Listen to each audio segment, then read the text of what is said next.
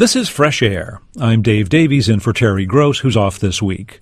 There's a lot of worry about fossil fuels these days, but our guest Gretchen Bakke says America does not run on gas, oil, coal, or wind or solar power, at least not directly. Electricity, she says, is what powers most of what we use, and we're relying on an electrical grid that's increasingly unstable, underfunded, and incapable of taking us to a new energy future. From the 1950s to the 80s, significant power outages averaged fewer than 5 per year, but that's changed. In 2007, there were 76. In 2011, more than 300.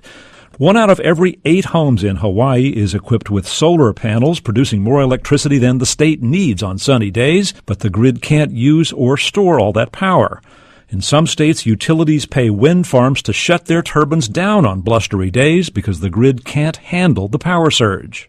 Bakke's book, which examines the history of electrical power and the challenges we face, is called The Grid, the fraying wires between Americans and our energy future. The grid is a system that embodies the way we make power, the way we transmit power, so the wires, which is what we often think of, and the way we use power. All of the machines that we have hooked in to this electricity system, they're all a part of the grid. And anytime you change anything on one piece of that system, whether or not it's a lot of people using a lot more electricity at a certain moment in time, or making that electricity differently or in different places, you change actually the grid itself.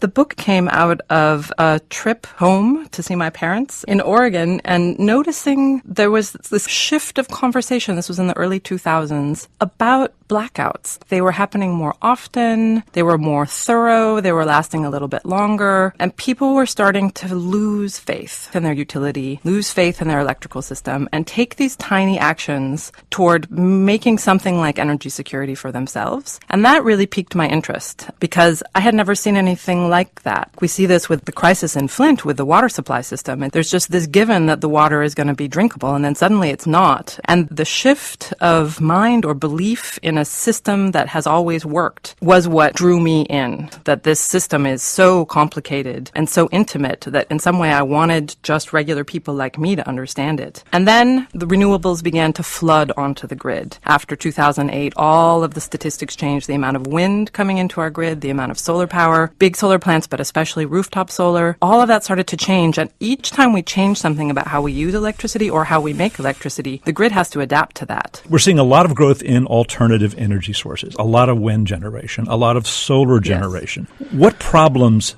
do electricity generation from renewables present to the grid? The utilities used to be a vertically integrated business, which is to say they owned the power generation, they owned the lines, and they were the ones who managed the bills. So they made the power, they transmitted the power, they took money for the power. What happened with deregulation is that most utilities now no longer own generation. In some places, it's illegal for them to. And that means people are building solar power plants and wind turbines wherever they can make a bunch of power. So they're putting them in the best spots, which is what they should be doing. And they're often set up to make more power than we, in fact, use in any given moment. Renewables shift this long-standing relationship between a very steady, controlled power made at the source with fossil fuels, with nuclear, even with hydro and biomass. You can control how much electricity is going into the grid by controlling the fuel source. And what happens with wind, and the same thing with solar, is that you can't control the fuel source. If the wind blows strongly, there's more electricity going into the grid. There's some adjustments now you can do to the wind turbines to try to even it out, but essentially it's up to the wind. If a grid is getting electricity from big wind turbines and there's too much of it, sometimes they'll actually ask them to turn these turbines off when they're generating the most power. Somebody who works for a balancing authority, the people whose job it is to make sure that there's not too much or too little electricity on the grid at any given time, they'll call up a private enterprise and say, "Excuse us,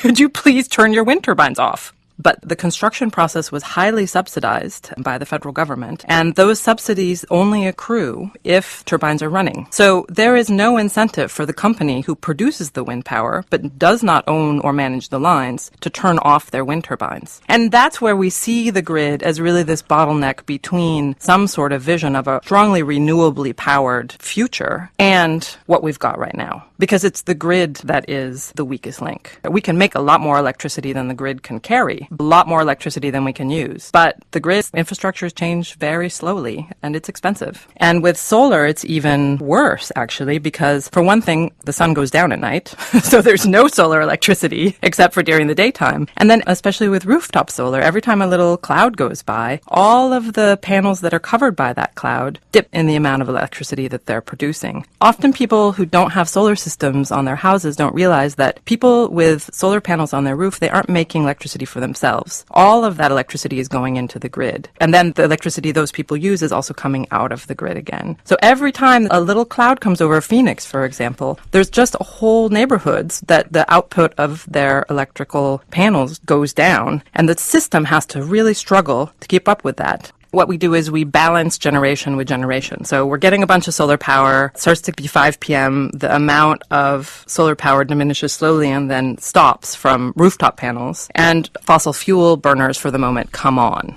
A utility will have an old plant, coal or diesel, and it sits idle until there's a decline in some other energy source, and then they fire up this expensive, antiquated, polluting equipment? Exactly. Either a dip in another energy source or a big surge in use. We usually use peakers. They're called peakers, for example, on a very hot August day when everyone turns up their air conditioning. So that's another case where the plants that are making electricity aren't making enough, and so these plants have to get turned on. But you need all the coal sitting around to run them. You need the people sitting around to be called in to run them because they're giant, complicated machines. You describe being in a control room where some technician is literally watching a gust of wind through weather charts move towards some wind turbines. Describe what he was seeing and what that meant. Sometimes you have a gust of wind come over the Rockies, and from the Rockies toward the Pacific Ocean, there are these wind farms. And he could see the spike in production as that wind hit farm after farm after farm after farm after farm. So we could actually watch the wind on his screen. And all of that power needs to be absorbed by somebody using it somewhere. So part of his job is to talk to the people to figure out how to ask, usually industry, to please use some more electric power. There's a technical explanation for it, but essentially the grid needs to be producing exactly what is consumed all the time. Mm-hmm. And so if there's a big variation of either supply or demand, it's a problem. Because we don't actually have a good way yet to store electricity. Not on a large scale. We have our little batteries in our telephones, for example. And so we think that we have electricity storage. But in fact, for the grid, we don't. For right now, effectively, to a degree that's sufficient to be useful to the grid, we can't store electricity. So when there's a surge of electricity, they quickly have to find a way to find a user for it. We have electricity coming in. We have to use it or it's going to fry the wires? Yeah, exactly. Too much electricity will destroy the wires. Normally what they do is shut off self-protectively, so they have basically a circuit breaker like you have at home. That when things get too out of whack, they turn themselves off. But what that means is that then there's all that electricity is still on the other side of that. The wires have protected themselves. The electricity isn't gone anywhere. It's just bumping around breaking things. We do absolutely have to use it. Absolutely. We do have to use it. California, especially, they balance solar with natural gas. In Germany, they balance wind with coal. And this leads to this very ironic situation where the places with the highest penetration of renewables also have greenhouse gas emissions, which are going up. And one of the things that Texas is doing right now, they have the highest amount of wind energy in the country. And their Texas wind, it blows at night. So they've done two funny things. One is there's one utility that just gives away electricity after 9 p.m. The electricity is free. Again, because they need people to use it. So everybody at 9 stands up and turns on their dishwasher, right? It's like this way, it's sort of this monetary way of controlling consumption. But the other thing that they're moving toward now is bringing in a lot of rooftop solar, because rooftop solar is obviously producing during the day. So you can, in fact, balance renewables with renewables. I want to talk about the early days of electricity and electric grids. They were small at first. Individual houses would have a little power source and a little electrical grid, and then sometimes a business would. The smaller plants, one of the things that has been constant throughout American history that I think was a giant fight in the middle of the 20th century is that people kind of like to make power privately. Americans like to have little power systems. So that was the preferred means of doing it back in the day in the 1880s, and was that rich people or factories or even transit companies companies, they would make their electricity locally. Edison had a little kit that you could buy. Edison's men would come and they'd install it, and you had a little power plant, essentially. This meant that as these grids slowly began to grow, as people were trying to figure out how to make some money off of electricity, the systems doubled and redoubled because different uses of electricity in the early days, we used something called direct current. And I do not need to go into this right now, but if you had a light bulb or, let's say, a streetcar, you needed a different kind of push in order to make it work. And each of those systems had their own system of lines and their own generators. So rather than what we think of now as a grid, there were hundreds of grids, hundreds of overlapping electricity systems, and each of them had their own set of wires. And these companies were going out of business all the time as well, and so they would just leave the wires up. So it was just sort of this massive reduplication of wires until you start to see in reports from the late 1880s, early 1890s, people just complaining in urban areas about how they couldn't see the sky anymore because there were too many wires. There's a fascinating picture in your book of a street in New York in 1888, and there are all these wires overhead, but they're just scattered every which way over a street so that you can almost not see the sky. We ended up for many decades with systems where big utility companies had no competition, but their rates were set by government regulators, presumably to keep them fair. Nobody really had a choice about where they got the electricity, but most of us didn't complain about it. And you say by the 1970s, utilities had ceased to live and function in the real world. The period right before the Great Depression, when the electricity industry was very innovative. Nobody really knew how to do anything, and so it was all kind of getting worked out on the ground. All of the excitement from the period over time grew into a great stagnation. And part of the reason for that is that the period of expansion, which is first during the Depression, Roosevelt's plan to get electricity to everybody, that was a big project for the utilities and also for the government. So that took a lot of time and energy, employed a lot of people. Then there was the boom in the 1950s of things that we use electricity for, all of these household appliances. And again, this was in most cases a utility ploy, in fact, to make us use more electricity, because the more we use, the more they actually make. In most cases, a utility ploy to make us use more electricity. That became slowly this guaranteed profit that they had, because they always made a profit. Every time they invested money, they got a return on that money. You have a chapter called The Cardigan Path, referring to Jimmy Carter and his cardigan sweaters. It was sort of emblematic of a change in our whole attitude towards energy use. In the 1970s, there was a lot of care about conservation that came in the 1970s because of the oil embargoes. People started to think of, especially gas, but energy in general, as something that might be scarce, that making all of the things we live with causes pollution. There was acid rain, there was smog, there was Love Canal, there was rising awareness that there were ramifications for consumption. And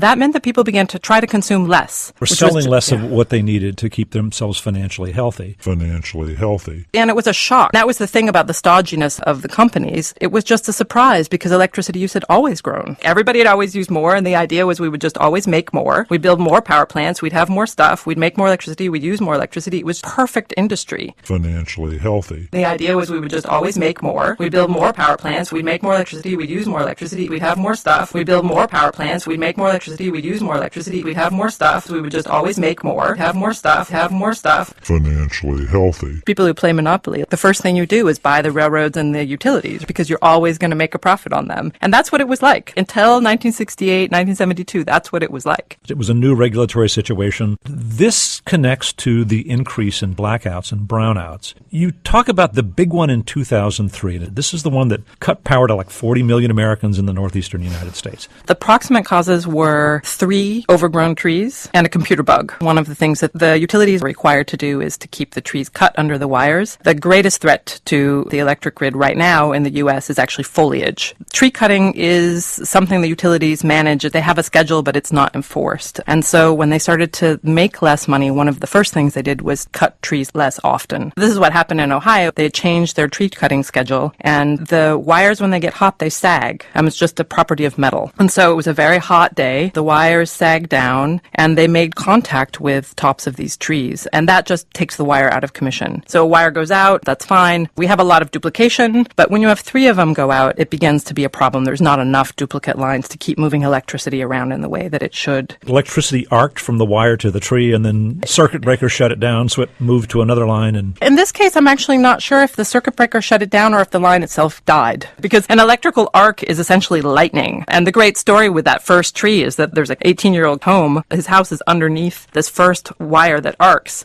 He hears this giant bang, and smoke starts coming out of the outlets, like his dishwasher stops working, and he runs outside, and there's actually a tree cutting team just across the street, and they just yell at the kid. They're like, get out of here. Like, essentially, the electricity system has gone from being domesticated to being wild, which means that it's not helping us anymore. It's shooting lightning out of the wires onto the trees, and they're also getting out of there. And they were later cleared, like it was really just happenstance that the tree trimmers happened to be there at that time. There was a big investigation because that seemed very suspicious, but in fact, pure luck. But this then happened 3 times. Normally what would happen at the utility is that there would be buzzers and there would be red warning lights. People would start to do things in the control room of the utility to get the grid back into some kind of balance. But they had this tiny computer bug. They just updated their software the night before that slowed the refresh rate on their screens, and they just didn't know anything was wrong. That's why the blackout got so far advanced before they had any idea that anything had gone awry. And the only reason they did know is because people were calling them up on the edges of this sort of great shifting mass of electricity. It's not quite a blackout yet, but current is moving around on the grid in ways that it shouldn't. And it looks like a tsunami. It's just like these crashes of current going from one side of the system to the other. So they're getting these phone calls. These are calls not from citizens, right? These are from the neighboring utility that says, oh my God, we're getting surges here. What's happening? Right. And they're like, we don't know, nothing's happening, our system is fine. And then after a certain number of these calls, they realize their computers aren't updating. And then there's a certain point about 15 minutes before the blackout actually starts where they start answering the calls by, we understand there's a problem, we'll get back to you. You can see this in the transcript of the control center. These huge waves of voltage lead to these cascading sets of reactions in utilities all over the East Coast, and we have a terrible, terrible problem. Right. And different utilities sort of managed it in different ways. So the utility which is just to the west of First Energy, which is the Ohio utility that had this problem, they saw it early and they were like, we're just going to disconnect. You guys don't know what's going on. And that actually formed the western edge of the blackout. New York State, what they saw was all of this electricity getting sucked out of their system into Ohio. And then it came crashing back. And electricity moves at the speed of light. It's not exactly that fast on our terrestrial electrical system, but it's immediate. So out it goes, back it comes crashing in. And they did the same thing. New York State said, there's something wrong. They also shut themselves down, but what that meant is that this island that they created out of themselves, they were making too much power for the people in New York to use, and so all of their systems shut down automatically,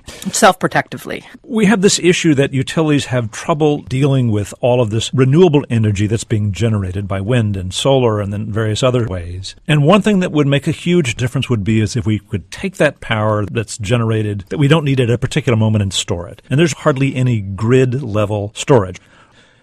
There are a lot of ideas about how we could set aside electricity, and we use the word storage, but you never store electricity. Electricity storage means you use electricity to create a process that when you reverse it, you get electricity out. And ideally, the amount that goes in and the amount that comes out are roughly matched. The thing we do the most often is in places where there are hills, we use excess electricity to pump water up a hill into an empty reservoir, and then when we need more electricity, we just let gravity pull it back down and run a turbine at the bottom. So there's no electricity stored, there's water stored. And the battery is the same. It uses electricity to set up a chemical reaction that when you reverse it, electricity comes out again. That's the principle of storage. And there's a lot of ways you can do it. You can do it physically, you can do it chemically. There's a train right now that they're building in Utah. It's called the Sisyphus train. And essentially it works like pumped hydro, but without any water, because Utah doesn't have enough extra water. And it's just this very heavy train that they use excess electricity, solar power, especially in the middle of the day, push that train up a hill. End of the day, the sun goes down, down rolls the train. Just gravity again pulling it down, and it generates an electric current on the way down. And then salt domes. Big caverns under the earth, right? Big caverns, yeah, which we have in Alabama, and we also have somewhere else, I believe in Utah. Under Alabama and Mississippi, they were originally used for storing toxic chemicals. The ones in the West we were going to use for natural gas storage before we realized how much natural gas we actually had in the U.S., and we didn't need to store it at all. We could just keep pulling it out of the ground. You can work with them to store stuff safely, but you can basically use a coal burning or a natural gas combustion power plant to compress a bunch of air into the salt dome during the night, and then during the daytime, when the demand is much higher than at night, can let it out and it spins a turbine. There's also a different time scale to each of these things. So compressed air is every 12 hours you compress, you let it out, you compress, you let it out. It's a 24-hour cycle of compression and release. With the Sisyphus train or with pumped hydro, you can leave it at the top of its hill as long as you want. A lot of solar power plants now, the big ones, they have what's called molten salt storage, and essentially they use all the heat of the sun to burble salt, to boil salt. And that salt stays hot enough to generate electric power for about 4 hours after the sun goes down. And that's great. It gets us from 5, 6 p.m. to about 10 p.m., which is when we stop using electricity because everybody goes to bed. We don't stop completely, but it just goes way down how much power we actually use. So there's a lot of ideas like this in the mix. Los Angeles is putting in a giant battery, but in a way, there's a kind of conservative feel to these. And I think that as I was finishing up the book, they were kind of the great future. Like this was the hope. We would figure out storage, and then we could put as many renewables on the grid as we wanted, and it would all work okay. And we wouldn't have to use these old coal-burning power plants, for example. What storage does effectively is it allows the grid to continue to work according to the logic of the 20th century, as opposed to actually beginning to move or be more flexible, taking into account the variability of production and also the variability of use.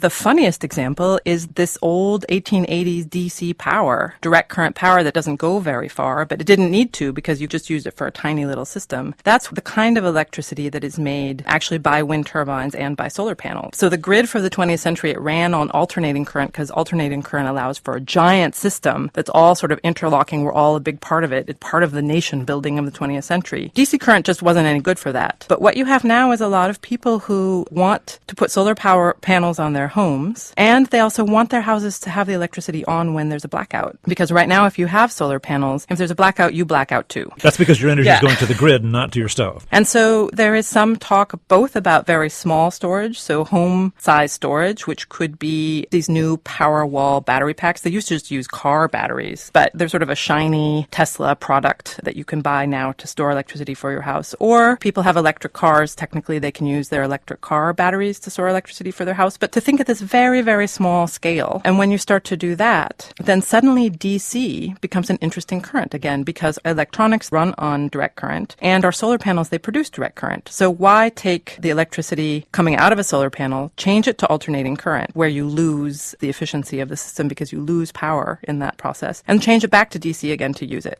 This would be an example of, we think with the grid, and we also think with the kinds of systems that people want. What would that produce? It's a curious thought experiment. Just imagine not a grid atomized, but a grid where people, for the most part, produce their own electricity, but they're still hooked into something larger. You don't want a grid that doesn't serve everyone, but it can be done differently.